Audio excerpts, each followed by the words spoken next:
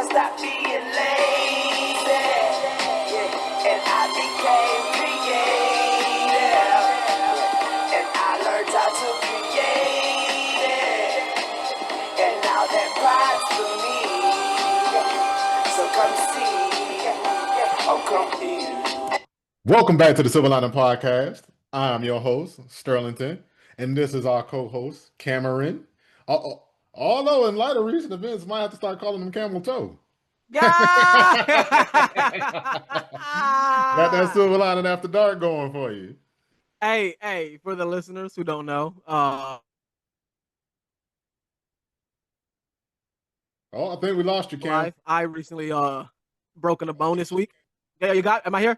Yeah, you back. You back, brother. All right, cool. Well, just a quick update, fellas, or anybody's listening. I recently found that I broke a bone this week. I broke my big toe working out. Hey, welcome. These are your 30s. So I am in a fashionable walking. I wouldn't say boot, like a walking shoe for the next 4 to 6 weeks. So yeah, there we go, man. Now, Hey, I'm on IR until the season starts.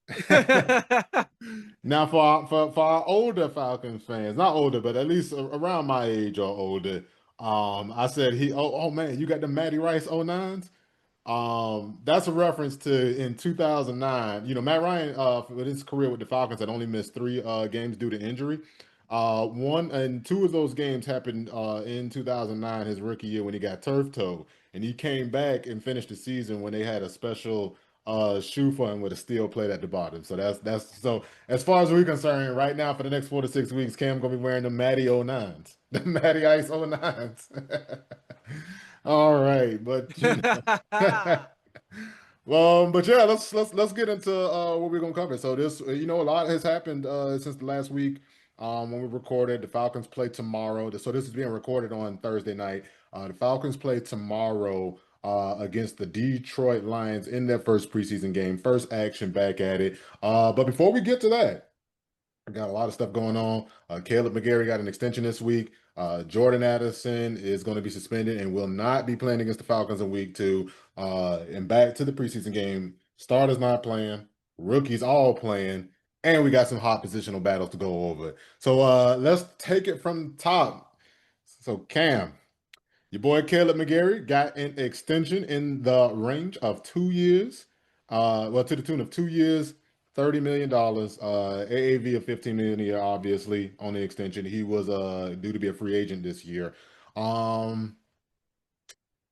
What's your thoughts on that, my boy? We don't know the details, by the way, yet. At this point, You know what? it still hasn't gotten any guarantees or anything. But yeah, what's your thoughts on that, Cam? I think that's a good sign. Right now, our offensive line has been a collective unit that's played quite a few snaps together for quite a few amount of seasons now. So the fact that Caleb McGarry has decided to extend his contract an additional 2 years, an affordable contract on average about 15 per year. Hold on, Cam. I I think your love mic this move. went a little quiet. Is your mic up all the way? Yeah, I believe so. Oh, there you go. Can you hear me now? No, it got louder. Maybe it was a little further back. Okay, but yeah, you mentioned it before, averaging about 15 mil a year. I love this move. Extend him for a couple extra years. He has great chemistry with the guys already on our offensive line. He will be the one protecting Michael Penix's blind side. And you know what? I like Caleb McGarry. He's one of the few guys on our offensive line who has like a real edge, a real nastiness to him. He's got some mauler mentality, something you need on an offensive line. And I like that we have extended him. How about you, man? How you feeling? Look, honestly, I really like the move. So, with Caleb McGarry, I know in Falcons Nation, he's a little bit of a divisive player, right? Fans, they tend to be in one camp or the other with Caleb McGarry. Some camps they say, "Hey, man, no, Caleb McGarry's great." Some people say, "Caleb McGarry, he all right, but we could do better." So most people don't think he sucks, but some people just feel like, "Oh, he's a real problem." And if I'm being candid, his pass protection ain't the best, but people act like this guy's a bum, and I hate that. I'm like, no, he's not a bum, and he's going against some pretty good pass rushers, and put the clamps on him before. It's just like even with last year, right? He got his ass kicked by T.J. Watt, right? We can agree with that, right? Who hasn't? Not even that for me. I'm like, uh, a big reason why he got his ass kicked though is because Zach Robinson got his ass kicked. Like though, like who the fuck says like some people say, oh, leaving Caleb McGarry on an island with T.J. Watt was the mistake. I'm like, no, it wasn't even that. T.J. Watt didn't really start going off until we got to the part where we could tell they could cue off on the fact that okay, pure shotgun mean throw, pistol mean run. I'm Mm-hmm. like, you tipping your hand in a very either or way. They don't even have like nothing comes of the situation when they wrong. You know what I'm saying? Like if you in shotgun and then they run and you go for a run, or if you go the other way around and you're in a pistol and it's a pass or whatever, now you can take advantage and make at least make him pay for jumping the snap, but isn't it, he wasn't. So there was that. And Caleb McGarry always gonna struggle a little bit with speed rushes, but I'm like, man, come on, man. You a guy who's an elite run blocker on that side, like we compare. Let's say we compared Jake to Caleb, right? Now I think most of us would say Jake is the better tackle, right? Mm-hmm. But I mean, Caleb McGarry's a better run blocker than Jake. And if I'm being candid, I don't know if Jake is as good of a pass protector as Caleb is a run blocker. You know what I'm saying? So it's not like Caleb doesn't do certain things at a higher level. Now, the one thing that's a little shaky is that Caleb, he's turning 30. Um, you never know, but we only extended him 2 years, and that'll give us the main thing we need, which is time. Even if you were planning on moving on from Caleb and Gary, uh, we don't got a first round pick. If we do take a second rounder and can mold them, probably not going to be ready after 1 year. If Jack Nelson is your plan, probably not going to be ready after 2 years. Well, he's going to need 2 years of prep before he's ready.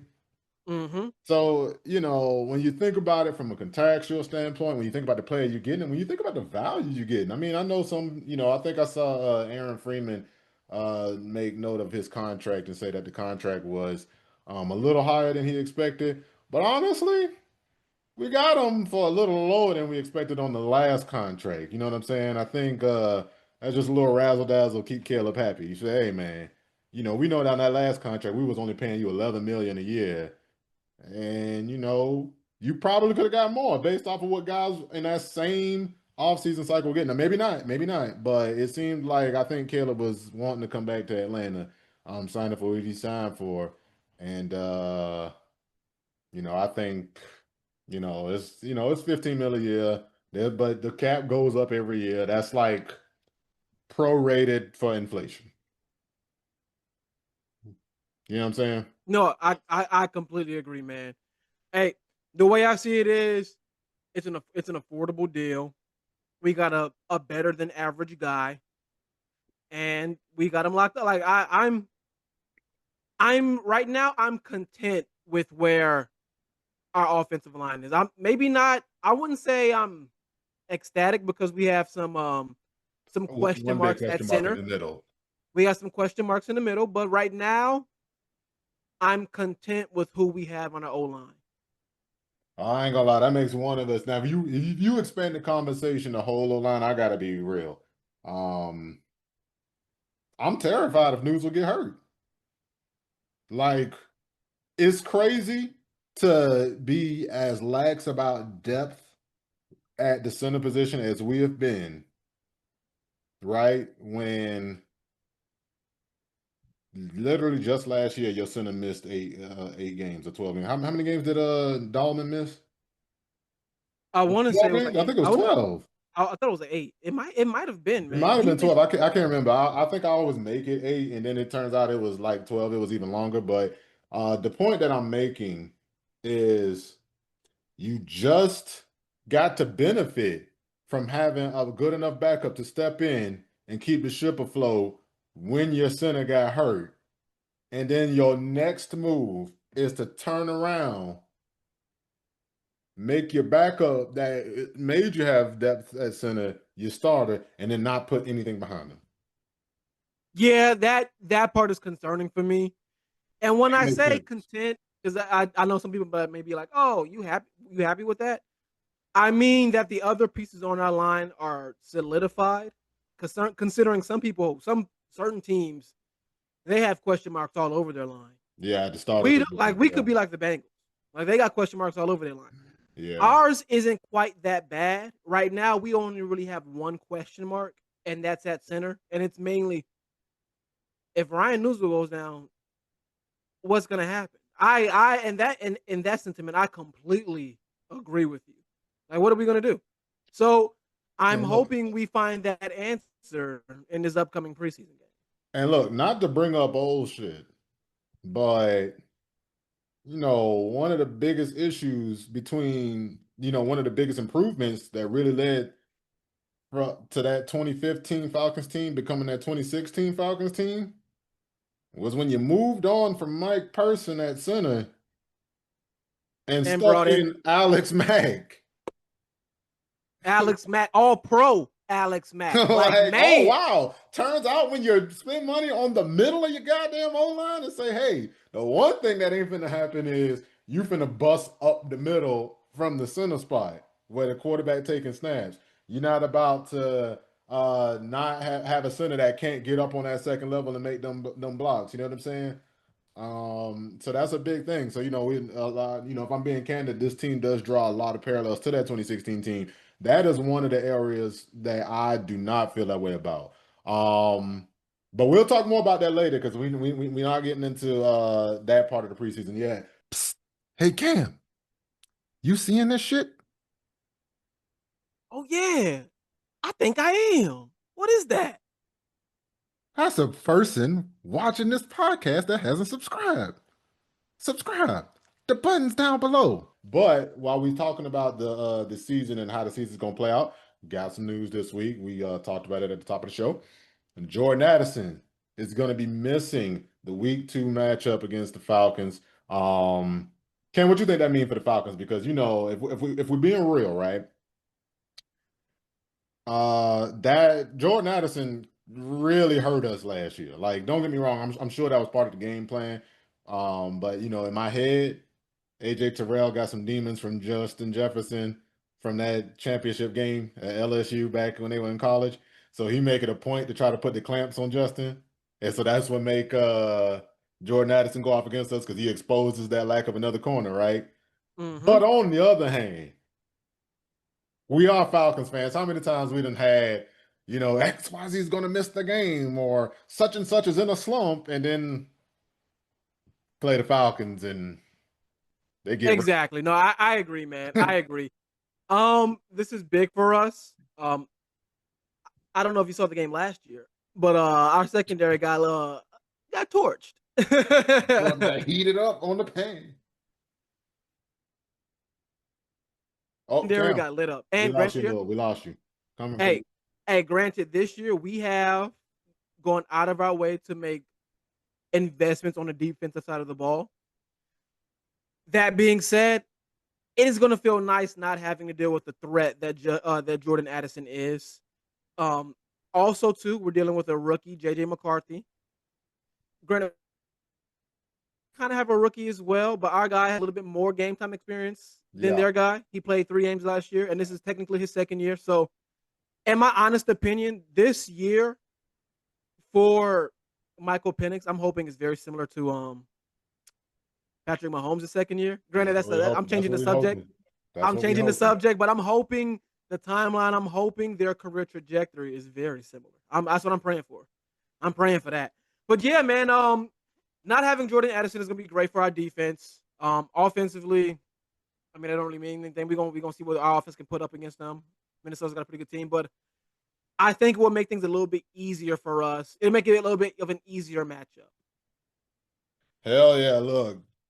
If I got to choose between having Jordan Addison there and choosing Jordan Addison not there, well, yeah, it's a pretty easy decision. I want him not there. Now, I don't remember the depth chart outside of Jordan Addison. I probably wished I remembered that, but I don't. So I don't know what their weapons are because sometimes look, guys get hurt. Um, and that's what opens the door for other guys sometimes. I mean, it's funny how this all came full circle. We were talking about how knocking on that wood, um, that the Falcons don't deal with injuries. Hadn't they've been quiet on that front for the most part. I mean, obviously you had Darnell Mooney and Jalen Walker, but Jalen Walker's back. Darnell Mooney isn't like out for the season or anything.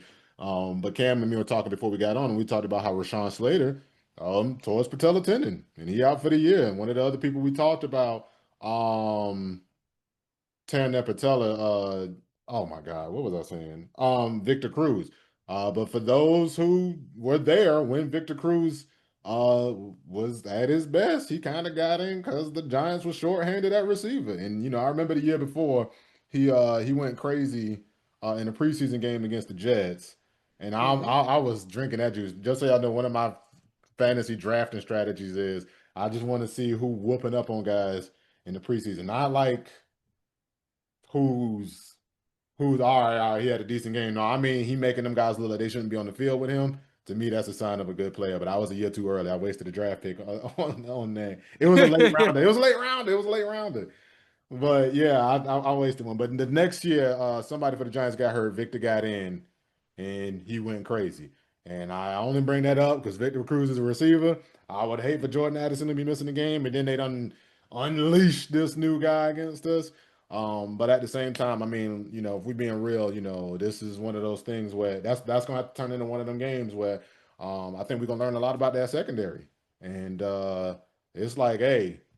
Look, Jordan Addison ain't playing in this game. If you all can't find a way to put the clamps on these other receivers when Addison not there, then we know who need to be in on maybe who need to not. Who need to get back on whatever drills the DBs do and be like, hey man, it's time for you to go ahead and be inactive on game days and we try to figure this out another way.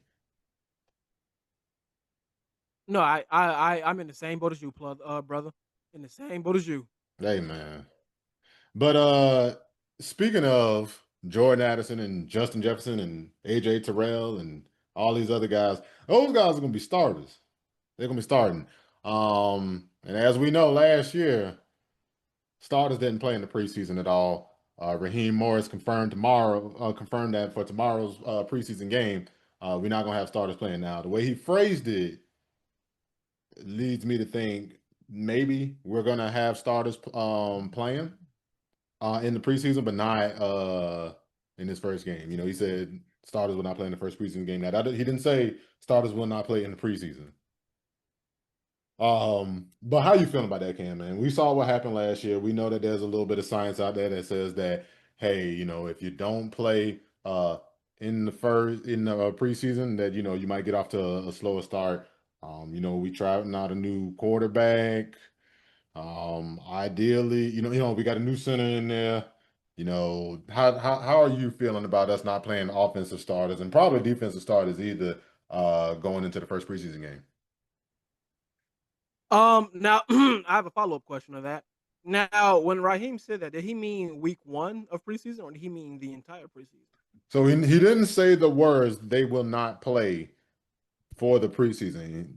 I don't remember the exact words he said, but what I saw basically amounted to Falcons starters will not play this game against the Lions. Okay, and you know what? It's week 1 of preseason. I'm okay with that. I'm okay with starters not playing week 1 of preseason. Um, that being said, if you are a fringe player or you are a player on the edge of like teetering, if you're going to start or not, you probably should be playing. Now, if your position is already locked up, like if Jesse Bates, AJ Terrell, Bijan, Drake, all those guys, their positions are locked in. I don't need to see anything from them. They're good. In fact, the only thing I need to see from them is maybe play the second or third preseason game. And when I say play, maybe like the first drive or maybe the first quarter, but that is it. Granted, you see how players just go down. So I get Raheem's mentality. Like, if you're gonna go down in the regular season when we need you. It's and not something meaningless in a preseason game. I totally get that. But we are in a position where our team is very young, especially on the defensive side of the ball, where guys need reps. Now, offensively, like look at our O line. Majority of those guys don't need reps. Our center, Ryan Newsel, in my opinion, he should be playing. He needs reps. Our backup, I don't know who our backup center is, but he damn sure should be playing the whole game. Right. I think our backup center is going to be Jovan Gwynn. That's what I'm thinking as well, and he needs to be playing the whole game. Like Yeah. and on the defensive side of the ball, like I'm hoping we can see Jalen Walker. Granted, he's been dealing with a hammy. We're getting him up to speed. It's nothing serious. He will be playing week 1, provided nothing happens. But we're monitoring him, so I'm hoping we can see him. But we better see JPJ. He better play. Braylon Trice better play. Guys who are in their second year who are trying to earn earn a starting position or earn a decent roster spot where you're getting ample minutes, those guys need to be playing. You have to. You need those reps. It's one of those things where I would rather risk you playing, getting those reps to get better than not play at all because you're scared of getting injured. You play football, shit's gonna happen. You get injured in practice. So I broke my toe post workout. Oh man, just Hey man, randomly, man. he had a non-football contact injury. Right? I'm trying to tell you, man. Not even during the workout. After the workout, I just walked in my door clumsily and tripped over my kettlebell. It happens. Yeah, yeah. Well, look, not even gonna hold you. I waver, and I understand I truly understand the dilemma Raheem Morris is in, right? Because you do want to mitigate injury risk. You know, as you said, Ryan Newsel, we need to see what he's doing, but we said it earlier. Who's behind Ryan Newsel? Ryan Newsel get hurt in the preseason game? Well, you just boned yourself with by putting him in there for extended live fire practice. Mm-hmm. You know what I'm saying? You put your starting center in a live fire practice, starting center got hurt. Now you having to figure out you created a problem that wasn't there. But on the other hand, like you said, it's football. I mean, injuries are part of the game. And you know what needs to happen? We need to see how your center look against these other guys. We need to see your offense, how they look against other guys. We need to see how Zach Robinson looks. I mean, don't get me wrong, it's not going to be game plan or anything, but like, I think Zach Robinson kind of need to get a feel for his guys in live action. You know what I'm saying? Now it's the first preseason game. Yeah. I don't think the Lions gonna play their starters. So I mean, and hell, you got your own backups to practice against. I'm okay with sitting your guys out. And then also next week they're supposed to be having joint practices. So it's like, all right, you know, if you get joint practices and then play against guys you've been practicing, you know, I feel like there's value in that. Now I personally feel like there's value in that. I feel like there's value in that because now you getting to compete against guys that's not your guys. And let's be real, a lot of these guys trying to make the team. So the one thing that's going to happen, hell, some of them just trying not to get embarrassed at all because they got a lot of pride. And they're going to say, hey, I'm about to learn everything Drake London do. I'm about to learn how Bijan move. I'm about to learn how, you know, XYZ does X, Y, and Z. And then when we play this practice game against each other, I'm still going to be playing with intensity because I'm trying to shut you down. And I would love to see our starters get to go out there against another team trying to prove something because y'all had a chance to practice together that week. You know, like let's be real now. If you don't be getting embarrassed by a guy earlier in the week in practice and then you start catching on when y'all get out in that game, you know, that practice game, even though it ain't real, you like, no, I'm trying to get it even. You know what I'm saying? I remember you embarrassing me in No, front of the coach, I hear you. putting my livelihood in danger. No, I'm trying to show off now. You know what I'm saying? So I want to see the Falcons get a chance to do that. I do absolutely 100% want to see Falcons starters in this preseason, not just as a fan, but well, not just as a fan who wants to see them play, but as a fan who wants to see my team doing what is necessary to start the season right. As we looked at the schedule, the hardest part of the schedule is the front. First 5 to 6 games are the hardest part of the schedule. We need to come out the gate swinging. All right. Like if we being real, we could very easily lose a bunch of them first 5 games if we come out flat. So I want to see these boys come out sharp.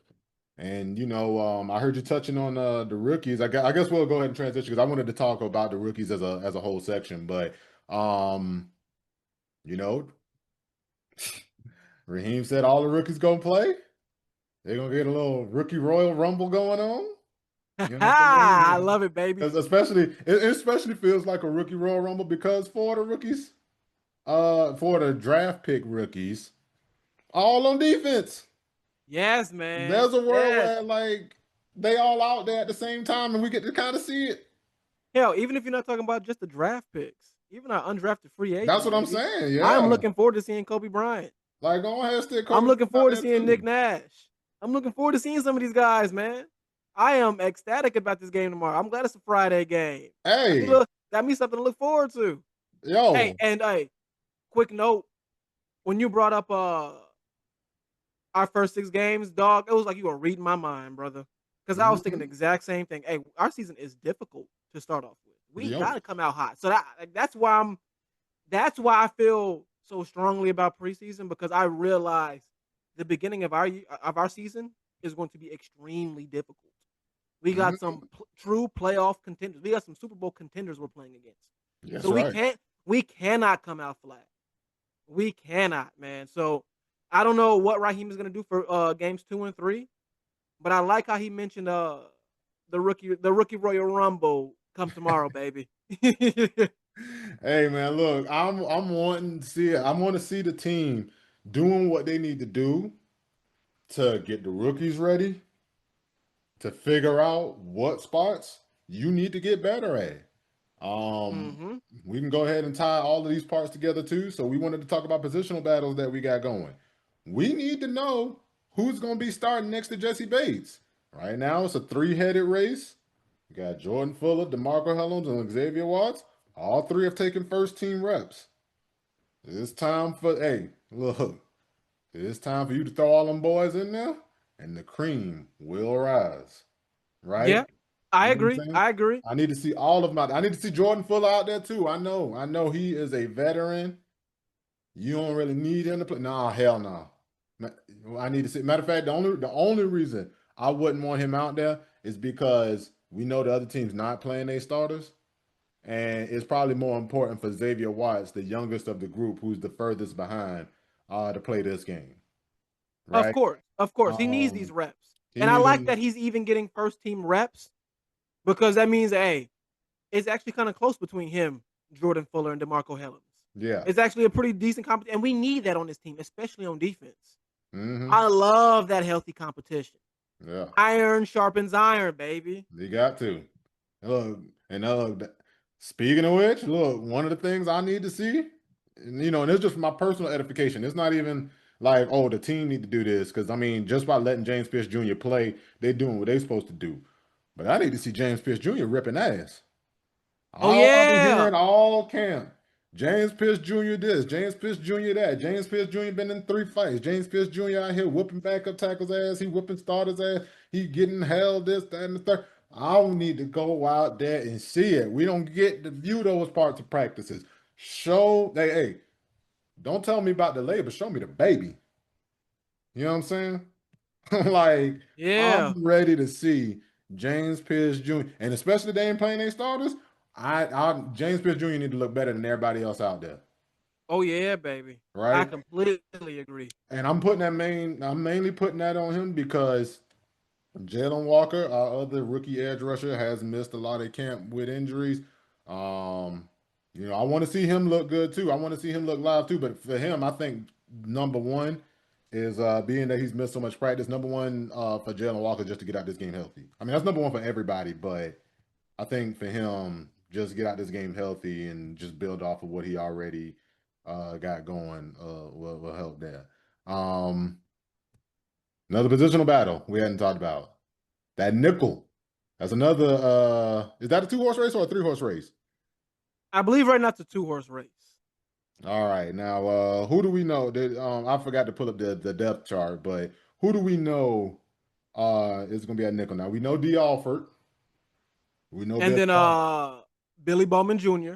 Who else been taking the other nickel reps? It hadn't been Jamal Agnew, is it?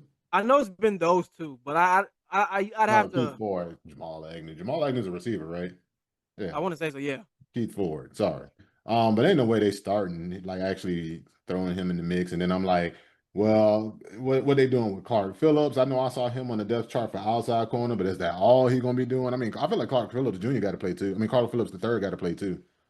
Yeah. Yeah. He I has the mean, capabilities. I've liked what I've seen from him the last couple years. He hasn't had quite the amount of opportunities, but from what I've seen, he's been a solid role player. So that's another guy I like to see more from in this preseason as well. yeah. I want to see how that goes, man. I also want to see how our backup center composition goes. Um, I mean, look, I ain't gonna lie, man. I don't feel any confidence in the team in that area. If they can even against these backups, if they can give me a shred of hope, I will feel that much better. No, I agree. Just Like at just a least, shred, not a lot, just a shred of but hope. that's all. I mean, I ain't gonna lie, they can't give me much more of a shred against a guy I don't know. When if Vita Vea was playing.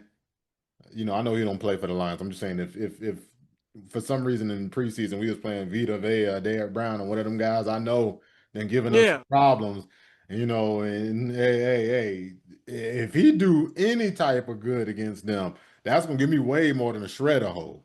But against a guy I don't know, I'm like, hey man, you just giving me a shred. That's all I can get from you. But No, that's I all. agree. I agree. Hmm. Oh, and another competition we want to see is the oof. I didn't think this through before I started talking, so it's just kind of sounding weirder and weirder in my head. I was gonna say the K versus K battle, but Ooh, ooh, it's a ooh. little like, hey, I only said two Ks. I could be Krispy Kreme. But Cool versus Krieg. Yeah, Yes. Krieg, the kicking battle. Oh no, that's an extra K. Now that's too many Ks. The Cool versus Krieg kicking battle. Oh.